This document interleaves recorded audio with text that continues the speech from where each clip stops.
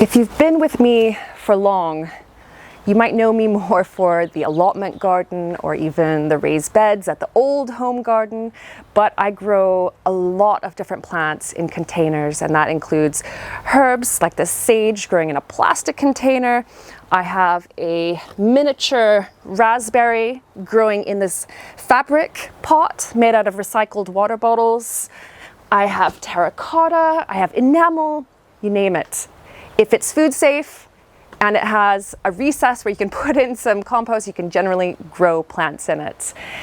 And that's great because if you don't have access to a large garden or an allotment and you just have a patio like this that is bricked or cement, then that means that you can still get your garden on without having to have that extra land. And a step up from the smaller containers is something like this. And this is a Vegepod, and I bought it last year during our first lockdown here on the Isle of Man. And I grew in it all year last year, and you might have seen it in some of my home garden tour videos. But it's great, and I've really enjoyed growing in it. It has a recess in the bottom for water, so it keeps the compost inside moist, so you don't have to water it as often, which is great because, as you might know, with a container garden, you have to water it a lot. And it also essentially creates a mini raised bed.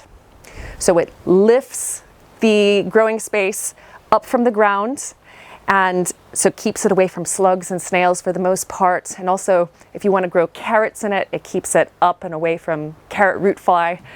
And it just creates so much more space. And I have really enjoyed growing salad greens in it. And it has this cover.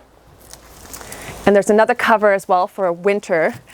And it essentially protects what's inside from the wind, which we get here on the Isle of Man, also pests getting inside.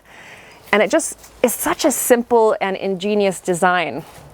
So what I'm going to share with you today is planting it up again, because we've moved this from the old house. It was so easy, actually. I thought it would be a mission, but not at all. And I'm going to get this summer's first crop of salad going here in the Vegepod.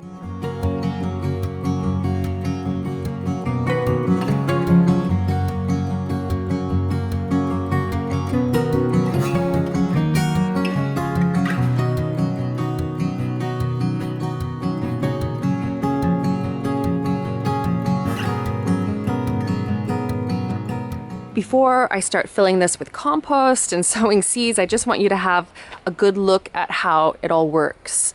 So you can see the center area, that is a plastic container, and that's where we're going to be putting in the compost and putting the seeds.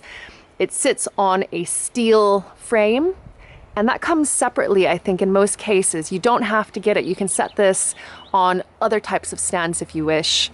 And then the top component is a mesh cover, and you can get a plastic cover as well, which is great for extending the season, growing in the winter, etc. And then once you open the Vegepod, you can see inside that it is relatively deep. There's 2 cavities here, and within each cavity you can see there is a reservoir for water. This is rainwater that has just fallen in the last week or so. And the idea is that the compost sits on top of these, and this recess for water helps to keep that compost from drying out too quickly.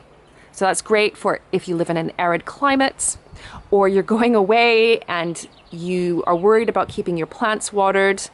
This will certainly help with that, and your plants will be a lot healthier and hydrated. Now the cover itself, I don't have it installed, but you can also get a hose and little sprayers that go inside, and so that can be set up with an automatic timer, and you can keep your plants watered like that as well. Planting this guy up is really easy, and it comes with instructions, but I added an extra one, and I thought it was quite successful last year, and then when I took it apart to move it, I could see that it really worked, and that is putting some landscaping fabric in the bottom just to keep the compost from going down in the reservoir and just causing a mucky mess. And so laying this in first will still allow that water to come up, that roots can access it, that the compost is still moistened from the bottom, but it stops a lot of the different fibers from falling down. And this is a just plastic mesh. You can get a more fabric-y kind, which is what I used last year. Any will do. And then filling it. I think this is probably one of the biggest questions that people have with container gardening is, what do I put in the pot? What do I put in the container? And it will be different based on the size of the container and what you're growing.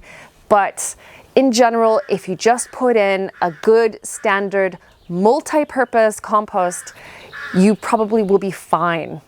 And that's what I'm going to put in here. You can also get compost specifically for lettuces. You can get compost specifically for tomatoes. You can make your own mix by adding in extra nutrients and extra drainage materials, so things like vermiculite and perlite. But just to keep it all very simple, we're just going to be putting in some straight up multi-purpose peat-free compost. And I've got 4 bags here, and I hope that that will be enough. Let's just tuck it in. I'm not going to tell you the brand. It's going to be different based on where you are anywhere in the world. Just make sure that it's organic, that it's peat-free, and that it's of good enough quality. In the end, I put 5 bags in, and it could definitely take another bag, but this is going to be good enough. And I can tell that this compost is a really rich content of horse or farmyard manure in it. It doesn't stink, but it has that smell. And so we're going to have that organic richness in this compost. And I can also see lots of different fibers in it, and that will add to drainage, that will give a really good substrate for roots to grow in. You do not put topsoil or garden soil into something like this. If you do, just a very small amount, because it dries out so quickly in containers and it basically becomes a big solid lump. And plants die in it. And I think a lot of people who start growing in containers make that mistake of thinking there has to be soil in the container for the plants to grow. Not true at all. Just a soilless medium like multi-purpose compost or even a majority of farmyard manure is plenty enough nutrients and material for plants to grow in very, very happily. So if you're thinking about topsoil, think again.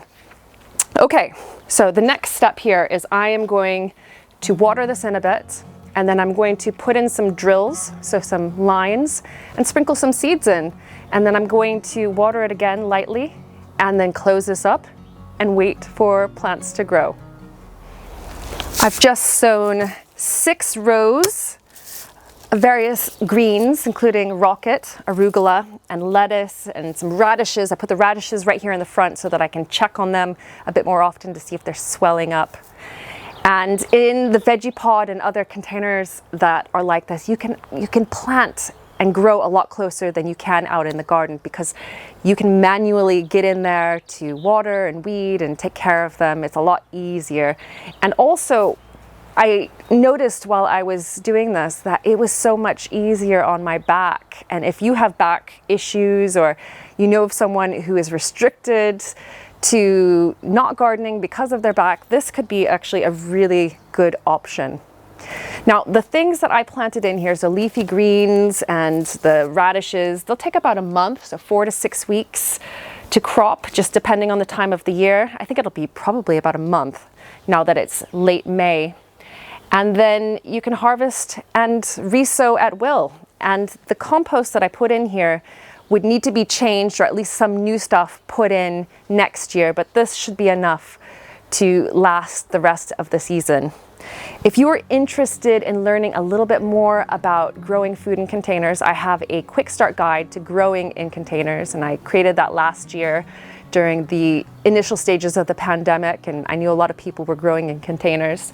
And that just basically gives you a quick start to putting things into any kind of container, be they the types of containers I have around here or the wooden pallet planter that I built for you last year. And also, if you want to learn a little bit more about the Vegepod, I'll leave some links down in the video description and you can see if it's for you. And then the next stage is just harvesting, keeping an eye on this, watering, and it's really close to the house, so it'll be dead easy. And also, this is a south-facing aspect, it gets full sun. If you are thinking about putting a Vegepod in your garden or on your patio, these types of things, leafy greens, they only need about 6 hours of sunlight, direct sunlight a day. So if it's partially shaded, you're totally fine. Thanks so much for watching, and do check out those other videos on container gardening, and I'll see you next week here on Lovely Greens. Bye for now.